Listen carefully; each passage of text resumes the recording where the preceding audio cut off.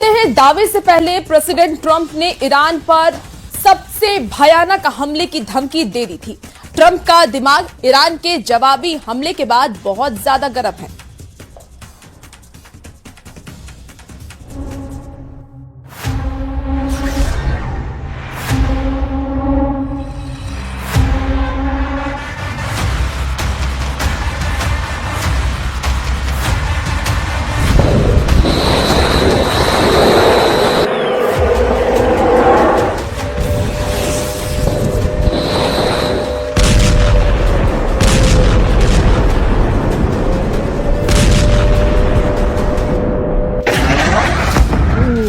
America के Apache helicopter की मौत ने फिर युद्ध भड़का दिया।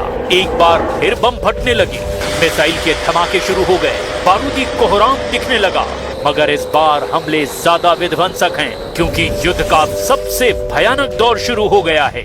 ईरान की मिसाइलों का जोर दिखने लगा है। ईरान के क्लस्टर हमलों का शोर खाड़ी देशों में उठने लगा है। ईरान सारे बीच कसता जा रहा है। ईरान धमाके कर रहा है। मिसाइलें दुश्मन देशों के साथ अमेरिका को भी दहला रही है। बहरीन, कुवैत, जॉर्डन और ओमान पर ऐसी आफत टूटी है जिससे बचने का कोई रास्ता इन देशों के पास नहीं दिख रहा। मुस्तफा के लड़ाके ने जॉर्डन के अमेरिकी सैन्य ठिकाने को तबाह करने का दावा किया।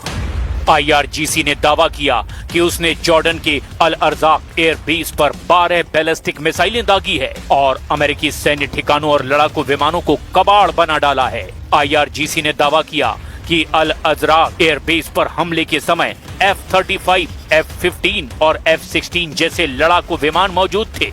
ईरान ने दावा किया कि हमले में एयरबेस पर मौजूद सेना का सामान और कई विमान नष्ट हो गए। IRGC ने दावा किया कि उसने जवाबी हमले में दुश्मनों के कुल 18 अहम ठिकानों को निशाना बनाया।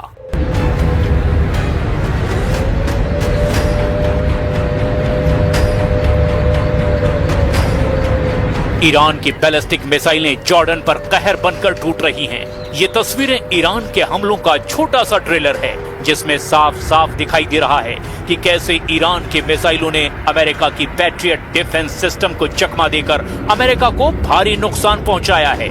ईरान ने जॉर्डन के मुअफ्फह अल साल्टी एयरबेस को सबसे बड़ा टारगेट इसीलिए बनाया क्योंकि यहाँ ट्रंप के F-35 जंगी जेट तैनात रहते हैं। बहरीन ने ईरान के हमलों से हुए नुकसान की तस्वीर भी साझा की।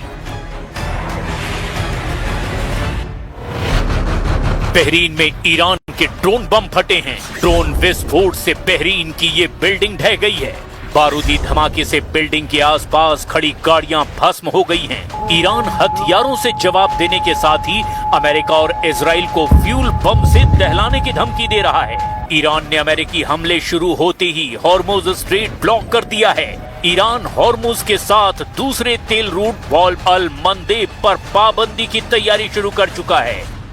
بارگاه مرکزی حضرت خاتم الانبیا صلوات الله علیه اعلام کرد در ادامه شرارت‌های آمریکای جنایتکار و با توجه به آغاز حملات ارتش متجاوز آن کشور به برخی از مناطق جنوب در استان هرمزگان از این لحظه به دلیل ناامنی در منطقه تنگه هرمز برای تردد هر نوع شناور اهم از نفتکش و تجاری بسته اعلام می‌گردد و هر گونه تردد مورد اصابت قرار خواهد گرفت. ادعای آمریکا مبنی بر عبور کشتی از تنگه یاد شده تکذیب می شود.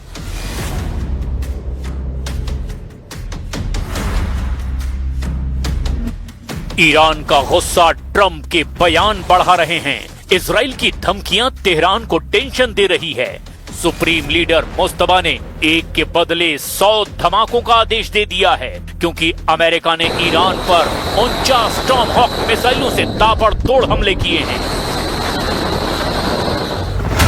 सेंटकॉम के मुताबिक ये हमले बंदर अब्बास, केशम द्वीप, सीरिक, मिनाब और तेहरान के पश्चिम में करज इलाके में किए गए। अमेरिका के निशाने पर ईरान के सैन्य communication network, air defence system, radar sites और निगरानी ठिकाने हैं। ट्रंप तब से क्रोध में हैं जब से ओमान के तट पर ईरान ने उनके AH-64 अपाचे हेलीकॉप्टर को मार गिराया। ट्रंप ने धमकी दी कि उनके पास ईरान पर हमला करने की वाजिब वजह मौजूद है। हालांकि उन्होंने ईरान को जल्द डील पर साइन करने की भी सलाह दे दी है।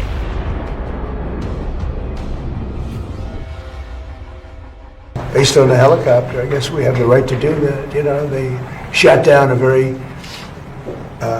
very incredible, actually an incredible machine. And look, I've been working with Iran for a number of months, and they should sign their deal.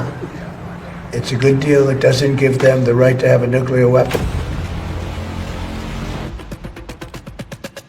Trump दो नाव की सवारी कर रहे हैं। एक तरफ युद्ध भड़का रहे हैं तो दूसरी तरफ ईरान को डील करने के लिए धमका भी रहे हैं। लेकिन ईरान का स्टैंड बिल्कुल क्लियर है। ईरान अब किसी डील के ट्रैप में फंसने के लिए तैयार नहीं है। ईरान के कमांडर अमेरिका से अब आर पार के युद्ध को तैयार हैं। IRGC एरोस्पेस फोर्स के commander brigadier general Majid Mousavi ने धमकी दी कि अब अमेरिका को नर्क दिखाएंगे। कमांडर मोसावी ने ये धमकी ईरानी सेना के खातम अल अंबिया सेंट्रल हेडक्वार्टर से दी है। कमांडर मोसावी ने अब 6 दिन नहीं, 6 हफ्ते नहीं, 6 महीने तक युद्ध करने के लिए तैयार रहने की धमकी दी है। कमांडर मोसावी ने युद्ध में अपनी सबसे खास रणनीति आजमाना शुरू कर दिया है। उनके नए हमले मिसाइल अटैक से भी घातक होने जा रहे हैं।